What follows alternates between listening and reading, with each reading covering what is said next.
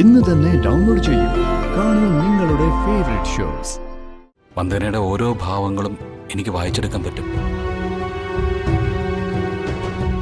നിന്റെ അമ്മ വിളിച്ചിരുന്നോ? ഇല്ല.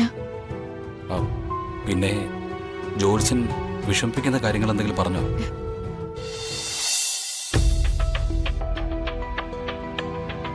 ദേവി, ആ ജോത്സ്യം പ്രവചിച്ച പോലെ കാര്യങ്ങൾ മിന്നിച്ചേക്കണേ.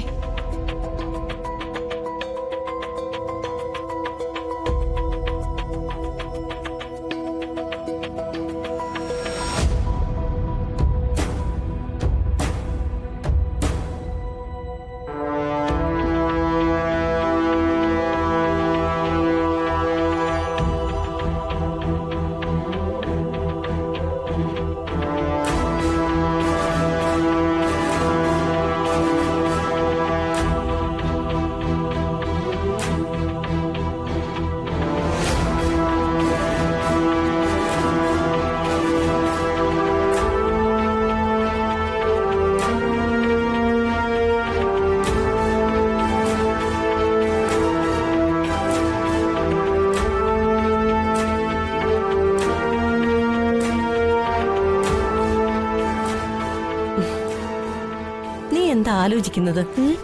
അല്ല, സുചിത്രേച്ചിയുടെ ഭർത്താവിന്റെ അമ്മയെ വഴി വെച്ച് കണ്ടിരുന്നല്ലോ. എന്താ അമ്മയുടെ പേര്? ചന്ദ്രിക. ആ ചന്ദ്രികാമ്മയെ കുറിച്ചാ ഞാൻ ഓർക്കുന്നത്. എന്നാ എന്നെ അതൊന്നും ഓർക്കേണ്ട കാര്യമില്ല. വേണമെങ്കിൽ പോയി നേരിട്ട് കാണാവുന്നതേ ഉള്ളൂ. ദേ, ആ കാണുന്ന വീട്ടിലാ ചന്ദ്രികാമ്മ ഇപ്പൊ താമസിക്കുന്നേ.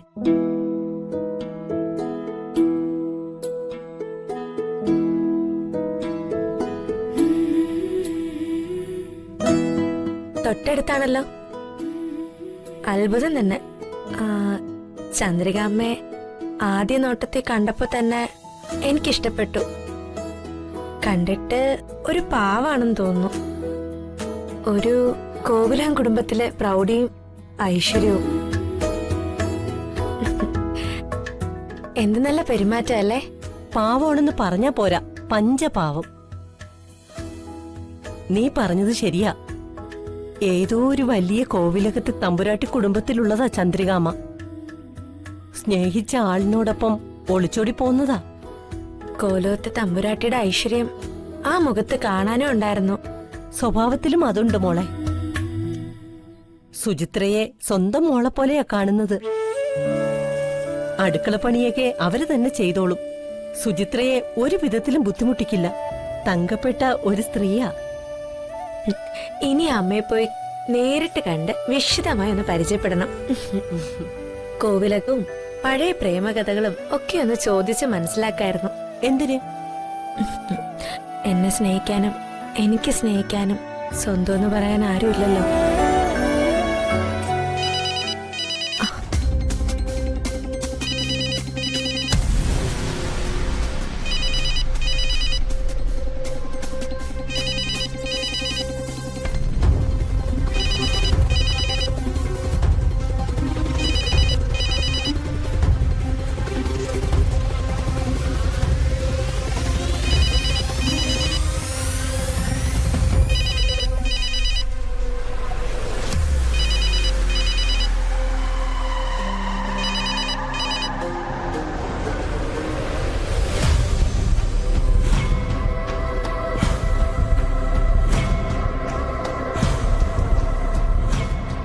അവനാണോ വിളിച്ചത്, ആ പലിശക്കാരൻ?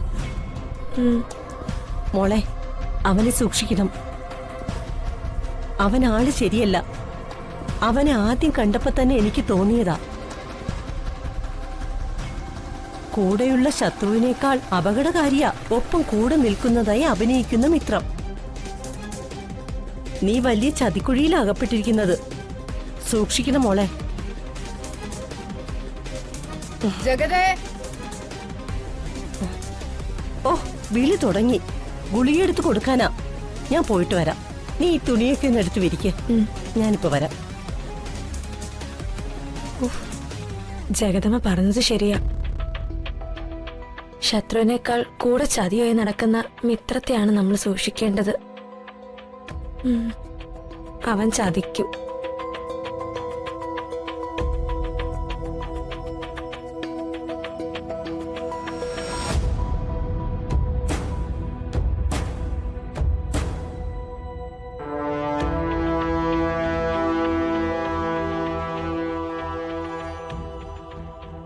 ഭർത്താവിൽ നിന്ന് അകന്നു കഴിയണമെന്ന് പറയുമ്പോ ജഗന്റെ ഭാര്യ ജഗന് ആഹാരം പോലും വിളമ്പി കൊടുക്കാൻ പാടില്ല എന്നർത്ഥം. ജഗന്റെ ഭാര്യ പൂജയും വഴിപാടുകളും നടത്തുന്നത് തന്റെ മൃത്യുദോഷം അകലാനാണെന്നുള്ള സത്യം ജഗൻ ഒരിക്കലും അറിയാൻ പാടില്ല.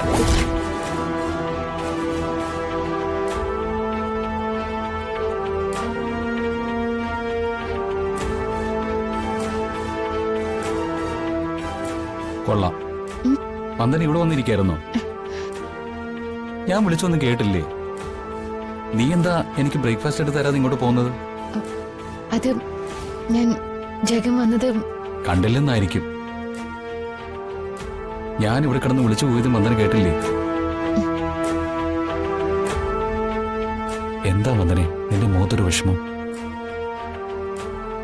ഞാൻ പോയതുപോലെ അല്ലല്ലോ വന്നപ്പോ. എന്തു പറ്റി? എന്നെ അമ്മ വിളിച്ചിരുന്നോ? എന്താണെങ്കിലും എന്നോട് പറ. ഒന്നുമില്ല. അത് വെറുതെ. വന്ദനയുടെ ഓരോ ഭാവങ്ങളും എനിക്ക് വായിച്ചെടുക്കാൻ പറ്റും.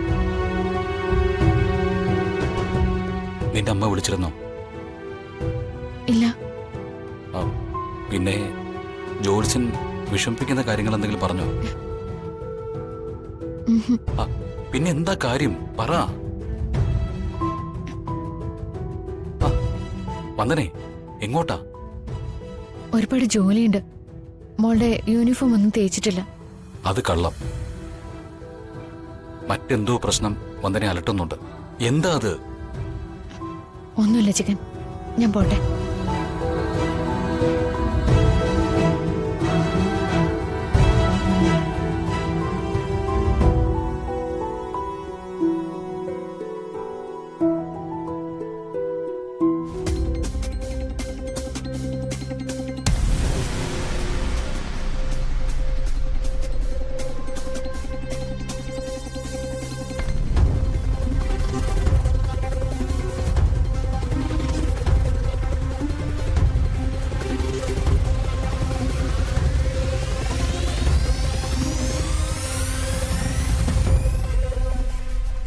അപ്പച്ചി, ഇവിടെ എന്താ നടന്നത്? ഞാൻ പോയപ്പോ കണ്ട വന്ദനയല്ലല്ലോ തിരിച്ചു വന്നപ്പോ. അതുമല്ല, എനിക്കെന്താ നിന്റെ കെട്ടിയോളുടെ മുഖലക്ഷണം നോക്കലാണോ പണി? മുഖലക്ഷണം നോക്കിയില്ലേലും ജോത്സ്യം നോക്കലുണ്ടല്ലോ. ആ കള്ള ജോത്സ്യനെ അപ്പച്ചി പഴയതുപോലെ വിലക്കെടുത്ത് കൊണ്ടുവന്നാണോ? ജഗ, അന്ന് എനിക്കൊരു അബദ്ധം പറ്റി. പക്ഷെ ഇപ്പോഴങ്ങനല്ല. ശരി, ആയിക്കോട്ടെ. ആ ത്രികാലജ്ഞാനിയായ ജോത്സ്യൻ എന്തൊക്കെയാണോ പ്രവചിച്ചത്? നിനക്ക് പുച്ഛം. എടാ, ശാസ്ത്രവിധികളൊന്നും തെറ്റാറില്ല. ജാതകദോഷം ദോഷം തന്നെയാ. അല്ലേലും നിന്നോട് വാദിച്ച് ജയിക്കാനൊന്നും ഞാനില്ല. അനുഭവിക്കാനുള്ളവർ അനുഭവിച്ചു. മാനത്തെ കൊട്ടാരം